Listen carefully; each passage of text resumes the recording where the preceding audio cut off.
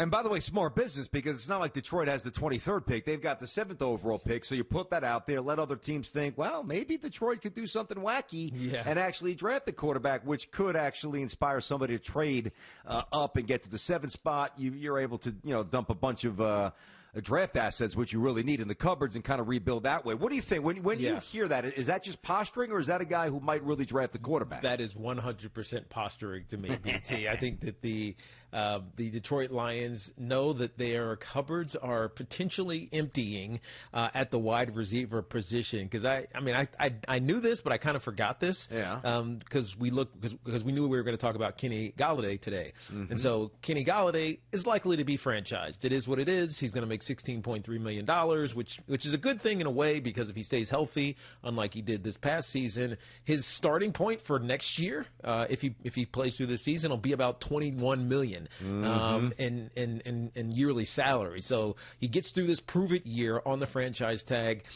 He can make a ton of money going forward if he proves to be that guy that he was in 2019. However, everyone else, like every other wide receiver, is a free agent. Mohamed Sanu, who really didn't do much. No, they weren't paying him much anyway. No, exactly. Marvin Jones. But I'm saying all these guys they're probably going to be gone. Mohamed Sanu, Marvin Jones, Danny Amendola, Jamal Agnew, like all these guys, there's nobody there. The cupboard is 100% bare. And so I think what the Detroit Lions know they need from a skill position standpoint, they have the running backs covered. Obviously, DeAndre Swift, who we had on earlier this offseason. Yes. Kerryon Johnson is still there as well. They need some talent in the wide receiver. By the way, I think Swift's going to be. I think he's going to explode. I do too. I really like DeAndre Swift. He's that dual purpose player that we always talk about you need at the running back. And so both as a receiver, despite that one drop that he had at the week one. We asked him about it. He got over it pretty quickly. But I agree with you, BT. He was a stud at Georgia, and I think he's going to translate well to today's NFL game.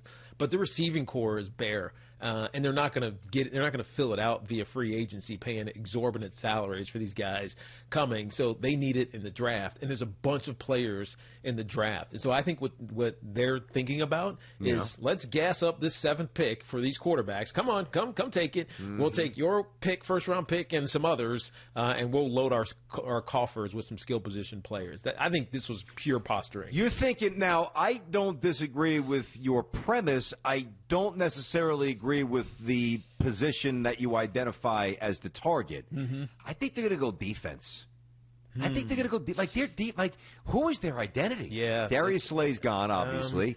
I mean, listen, I wish I could have seen Parsons play this year at Penn State. That would have been nice. Akuda, they drafted last year. So Akuda for sure. He's a corner, so it's really. But by the way, didn't have a great season. No, he didn't. Not even close to being. Not at all. He did not have a good season at all. Agreed. All the metrics back that up. He did not fare very well statistically. So, I mean, they might, BT, because there's not a ton of impact players on the defensive side of the ball, and they got a ton of free agents there as well. So that's why, like, I look at Campbell, who's going to join us next, Coach Campbell, Lions, and I look at Holmes, the GM. That is ironically, a desirable place to start, where you really don't have much, right? And what you do have, or like what they did have, is on the way out. All right, which didn't really get you anywhere anyway. And all the holes that you have, which are plentiful, based on your draft slot and based on the factors within the draft speaking to the quarterback position directly, and the expectation a lot of teams would be willing to jump into the top 10, specifically 7, where the lines are, to take a quarterback.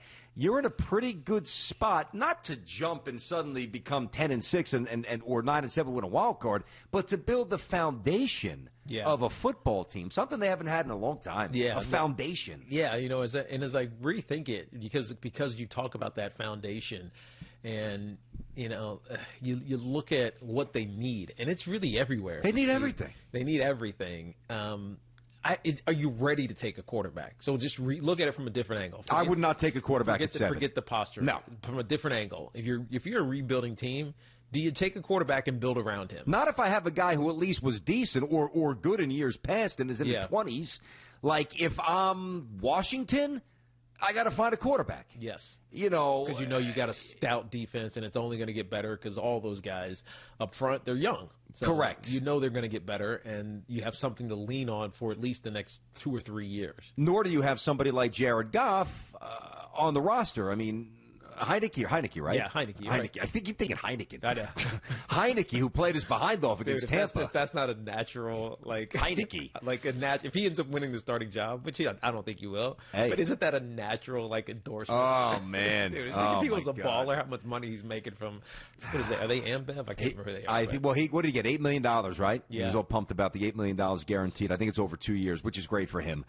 But I'm not going to rule that young man out. No. I mean, there was some energy there, and you saw Chase Young basically pointing to the back of his jersey saying, this is the guy. Yep. Remember that when he scored the touchdown? The diving touchdown. The diving touchdown at the pylon. So, again, but Washington's a team that – they were a playoff team, so they're on the precipice of with a right move, 2 or 3 moves. They're right there to do Lord knows what. Whereas the Lions, when you're 20th in points per game, when you're 30th in rushing yards a game, when you're middle of the road in third down completion percentage, when you're 5-11, when you have a new head coach and a completely new staff and a new GM, all those things are in place because you're not good. Yeah.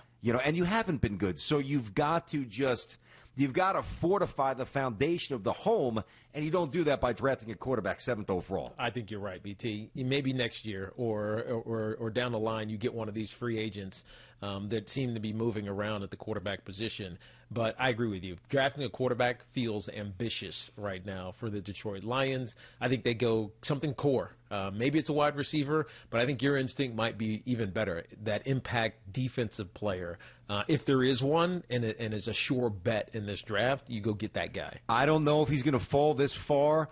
Depending upon what the Jets do at 2, I don't think he would drop to 7. But even if somebody like Penei Sewell from Oregon's there, you take the big boy left tackle. Thanks for watching. Make sure you like and subscribe, and don't forget to hit that bell to be notified when we drop fresh content.